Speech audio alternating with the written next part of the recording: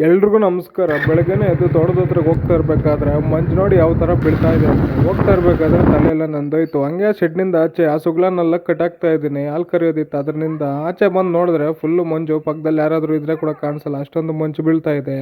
ಇದಾದಮೇಲೆ ತೋಟದಲ್ಲಿ ಉಳುಮೆ ಮಾಡೋದು ಸ್ವಲ್ಪ ಇತ್ತು. ಅಂದರೆ ಮೊಳಕೆಗಳೇನಾದರೂ ಬಂದಿದ್ರೆ ಈ ಥರ ಉಳಿದ್ರೆ ಎಲ್ಲ ಕಿತ್ಕೊಂಡು ಬಂದುಬಿಡುತ್ತೆ ಅದರಿಂದ. ಇದಾದಮೇಲೆ ನಮ್ಮ ಒಂದು ಬೀನ್ಸ್ ತೋಟಕ್ಕೆ ಕೋಲುಗಳನ್ನು ಅಡ್ಡಾಕಿ ಗಾಳಿ ಬಿರುಗಾಳಿ ಬಂದರೆ ಅಲ್ಲಾಡದಿರೋ ಥರ ಈ ಥರ ಗಟ್ಟಿಯಾಗಿ ಕಟ್ತಾ ಇದ್ದೀನಿ. ಕೋಲುಗಳಿಗೆ ದಾರಗಳು ಕಟ್ಟಿದ್ದಾದ್ಮೇಲೆ ಸ್ವಲ್ಪ ನೀರಿಟ್ಟು ಫೀಡ್ ಹಾಕಿ ಹಸುಗಳಿಗೆ ನೀರು ಇಡ್ತಾ ಇರಬೇಕಾದ್ರೆ ನಮ್ಮ ಮುಂದೆ ನಾಯಿಗಳು ನೋಡಿ ಯಾವ ಥರ ಗಲಾಟೆ ಆಡ್ತಾ ಇದೆ ಅಂತ. ಆ ಕರು ಜೊತೆನೇ ಇರುತ್ತೆ ಎರಡು ನಾಯಿಗಳು. ಅದಂದರೆ ಕರುನ್ ಬಿಟ್ಟು ಇದು ಇರೋಲ್ಲ ಅದು ಇರೋಲ್ಲ, ಆ ಥರ ನನ್ನ ಹತ್ರ ನೀನು ಬರಬೇಡ, ನಿನ್ನ ಹತ್ರ ನಾನು ಬರೋಲ್ಲ ಅಂತ ಗಲಾಟೆ ಆಡ್ತಾ ಇದೆ. ಆ ಸೆಂಟ್ರಲ್ ಇದೆ ಅಲ್ವಾ ಬಿಳಿ ನಾಯಿ, ಅದು ಇವರಿಬ್ಬರಿಗೂ ದೊಡ್ಡ ಮನುಷ್ಯ. ಅದರಿಂದ ಏನಾದರೂ ಕಿತ್ತಾಡ್ತಾ ಇರಬೇಕಾದ್ರೆ ಜಗಳನೆಲ್ಲ ಬಿಡಿಸ್ತಾ ಇರುತ್ತೆ.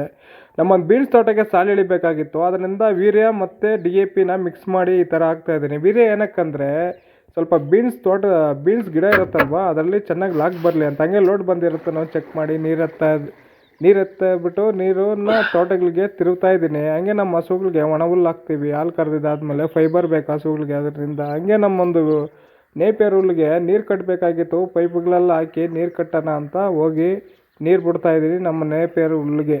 ನಿಮ್ಗೇನಾದರೂ ಈ ವಿಡಿಯೋ ಸ್ವಲ್ಪ ಆದರೂ ಇಷ್ಟ ಆಗಿದ್ರೆ ಸಬ್ಸ್ಕ್ರೈಬ್ ಮಾಡಿ. ಇದೇ ಥರ ಶಾರ್ಟ್ ವೀಡಿಯೋಸ್ ಎಲ್ಲ ಮಾಡಾಕ್ತಾ ಇರ್ತಾನೆ. ನಮಗೂ ಸಪೋರ್ಟ್ ಕೊಡಿ ರೈತರ ಮಕ್ಕಳಿಗೆ.